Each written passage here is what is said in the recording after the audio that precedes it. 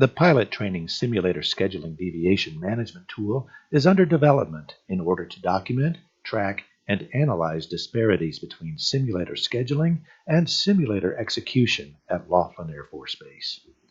Here's the situation. The Air Force has tasked Laughlin to train 450 pilots in fiscal year 21. This production goal will require approximately 23,000 simulator events. Laughlin has three types of training aircraft, the T-6 for primary training and the T-1 and T-38s for advanced training. Each has a distinct syllabus. Laughlin has a mix of 32 flight simulator devices consisting of flight mock-up trainers, unit training devices, instrument flight trainers, operational flight trainers, and weapons system trainers.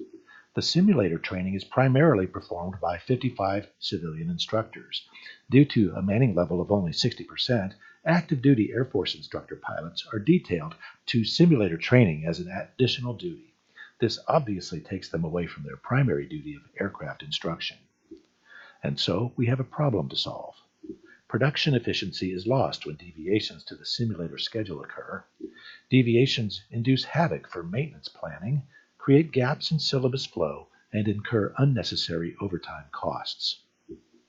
If we had a process to document and track deviations to the simulator schedules, analytics of the data could reveal trends and process improvement opportunities that will ultimately increase overall production. The Pilot Training Simulator Scheduling Deviation Management Tool, SSDMT, is currently in beta and is expected to be ready for deployment in January 2020. Let's take a look under the hood. The SSDMT is a relational database supported by several tables, most of which contain static data maintained by the database administrator. Daily data inputs by the user are accomplished via the main switchboard. The instructor's form permits easy entry of biographical and demographic information as instructors enter into employment or change their addresses, duty locations, phone numbers, and so forth. Several combo boxes enforce data integrity for MDS and instructor category. We've got civilian instructors, dispatchers, not really instructors, but that's good for roster information, and military simulator instructors. The usual navigation buttons are at the bottom, along with a return to switchboard navigation button, and these enable ease of use. The main form that the user will use on a daily basis in real time is the daily deviation entry form. As a scheduling deviation occurs, of course, the information is easily entered. Of course, the date, that's a calendar box there. We have to select the correct aircraft, MDS, and for instance, T-38, T-6, or T-1. By selecting an MDS, the device combo box will limit selections to only those simulator devices that support that particular MDS. Therefore, the user is unable to select a device that's a mismatch to the MDS that's been previously selected. The syllabus event and the instructor selection behave the same way. They depend on the MDS. The deviation code combo box permits selection of a major deviation category. For example, ops add, maintenance add, maintenance cancel, ops cancel, and so forth. The deviation detail combo box limits entries to those particular deviations belonging to their parent categories.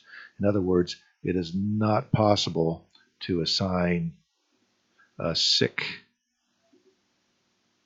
instructor pilot or a sick pilot to a weather category.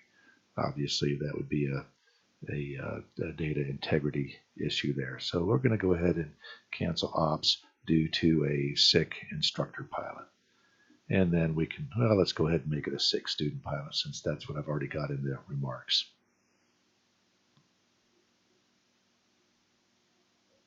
And of course, the remarks just enable the user to elaborate on the specific event. That's just a short text field.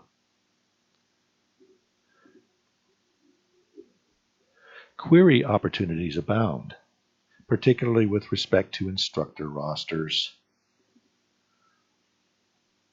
simulator listings, syllabus event listings, and so forth.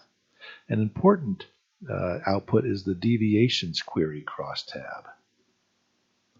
This displays a deviation count refined by category across each of the months, and totals are selectable or unselectable as the user requires. This query is easily accessible, I should say easily exportable to Excel for charting and statistical analysis. Lastly, the deviations query crosstab is available as a report on the reports switchboard, the deviations, I should say the switchboard reports sub form on the switchboard. Selecting that, of course, we can return to the main switchboard. But the report switchboard, and it's only populated right now with the deviations by month report.